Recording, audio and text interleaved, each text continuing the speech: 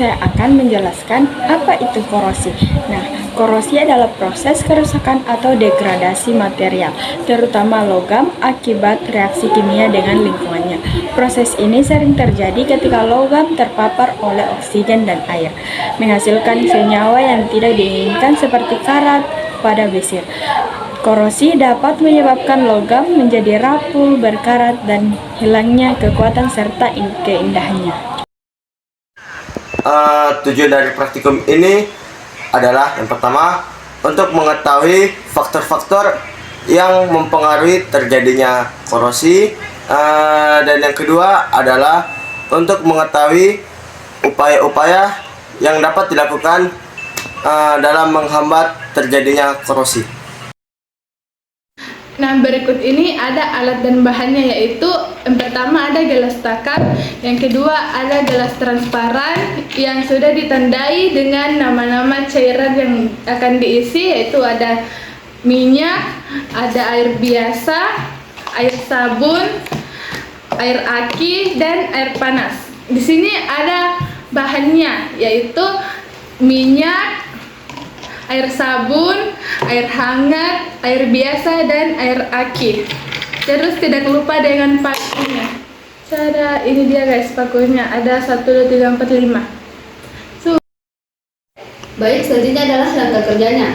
Yang pertama, pada setiap gelas itu kita masukkan 1 paku.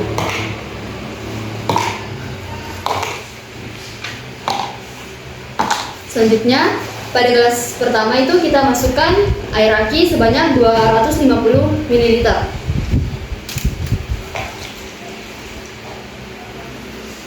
Pada gelas kedua, kita masukkan air biasa 200 ml.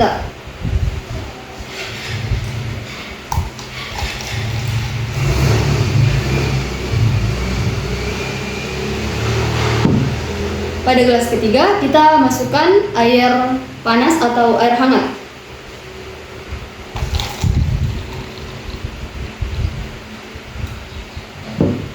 Pada gelas keempat, kita masukkan minyak sebanyak 200 ml juga.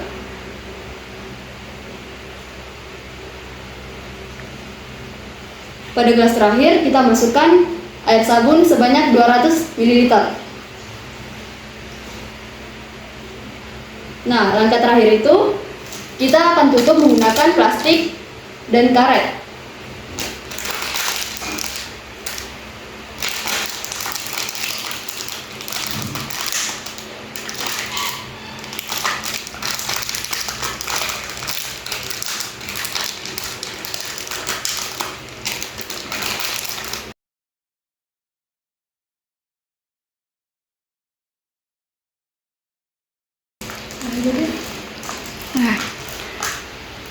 Nah, setelah ditutup seperti ini, kita akan menunggu selama 3 hari.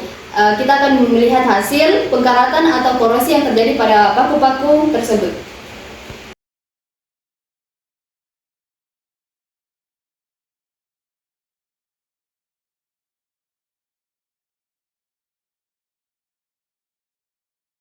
Hasil pengamatan korosi pada paku. Yang pertama, air panas.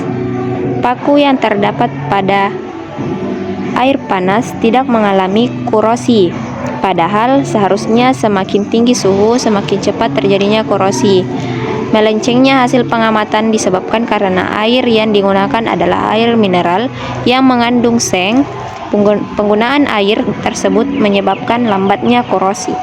Yang kedua, air sabun. Air sabun dapat mempercepat korosi. Air dan kelembapan udara adalah faktor utama yang menyebabkan korosi. Air mengandung banyak oksigen terlarut yang mempercepat terjadinya korosi. Yang ketiga, air aki. Air aki dapat mempercepat korosi karena bersifat korosif dan mengandung asam sulfat. Korosi pada logam. Air aki mengandung asam sulfat yang dapat menyebabkan korosi pada logam. Iritasi kulit. Air aki yang bersifat asam dapat menyebabkan iritasi pada kulit. Yang keempat, minyak. Paku pada gelas minyak tidak mengalami korosi setelah direndam dalam minyak selama 3 hari. Hal tersebut dikarenakan minyak dapat memperlambat laju korosi. Apabila paku direndam dalam minyak, paku tidak akan kontak langsung dengan udara sehingga korosi menjadi lebih lambat terjadi. Yang kelima, air biasa. Setelah didiamkan selama 3 hari, paku yang berada di dalam gelas air biasa tidak memperlihatkan tanda-tanda terjadinya korosi.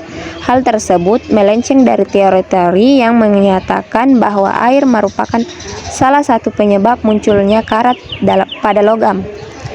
Diperkirakan hasil pengamatan tidak sesuai dengan teori karena selama pengamatan, air yang digunakan adalah air mineral. Salah satu kandungan air mineral adalah Zn, yaitu seng. Seng memiliki potensial reduksi yang lebih kecil dari besi, sehingga seng akan lebih mudah teroksidasi. Akibatnya, proses korosi menjadi lebih lambat.